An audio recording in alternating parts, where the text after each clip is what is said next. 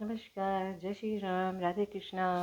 आप सभी को त्योहारों की श्रृंखला के आज के त्यौहार रूप चतुर्दशी, नरक चौदस और छोटी दीपावली की बहुत बहुत बहुत सारी शुभकामनाएं। तो जैसे कि कथाओं का या प्रसंगों का सिलसिला चल रहा है, तो उसी सिलसिले में आपको इस त्यौहार से संबंधित एक छोटा सा प्रसंग सुनाऊंगी कि एक बार जो इंद्र थे वो भगवान श्री कृष्ण के पास गए और उन्होंने कहा कि प्राग्ञ ज्योतिषपुर का जो राजा भौमासुर है वो बहुत अत्याचारी और दुराचारी है। वो अनेक राजाओं से युद्ध कर चुका है और सबको हराकर उनके जो कन्याएं होती हैं, सुंदर कन्याएं, राजाओं की हों या प्रजा की हों, उन सबको उसने अपने पास बंदी बना लिया है। तो हे भगवान, आप हमें उस दुष्ट अत्याचारी से बचाइए, हमारी रक्षा कीजिए।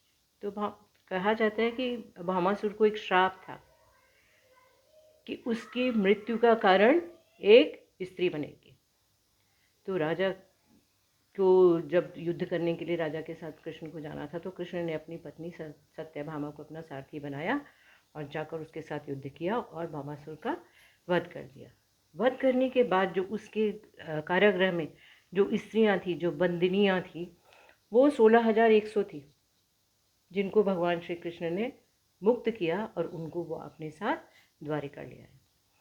तो जैसे कहते हैं ना लोग कि श्री कृष्ण की तो 16,108 रानियाँ थी, तो वो इस तरह से थी कि श्री कृष्ण की अपनी जो मुख्य रानियाँ थी वो 8 थी और 16,100 कन्याएं वो थी जिनकी उन्होंने उस दुष्ट राक्षस से रक्षा की थी। तो इसलिए इसको नरक चतुर्दशी, नरकासुर का वध किया था, उसको नरकासुर भी कहा जाता है, इसलिए इसको नरक चतुर्दशी कहा जाता है। अब आती है रूप चौदस की बात। तो कल हमने भगवान धन्वंतरी की पूजा की थी, जो हमारे आरोग्य के देवता हैं, जो हमारे शरीर को स्वस्थ रहने का वरदान देते हैं। तो इसीलिए रूप चौदस को मनाया जाता है। तो कहते हैं कि रूप चौदस के दिन अपने शरीर को सजाना संवारना चाहिए, क्योंकि ईश्वर का आशीर्वाद है। स्वस्थ जो काया है वो हमारे लिए ईश्वर का सबसे बड़ा वरदान है। उसने हमें इतना सुंदर शरीर दिया है, तो हम किसी सुंदर चीज़ को ख़राब नहीं करना चाहते ना कभी भी।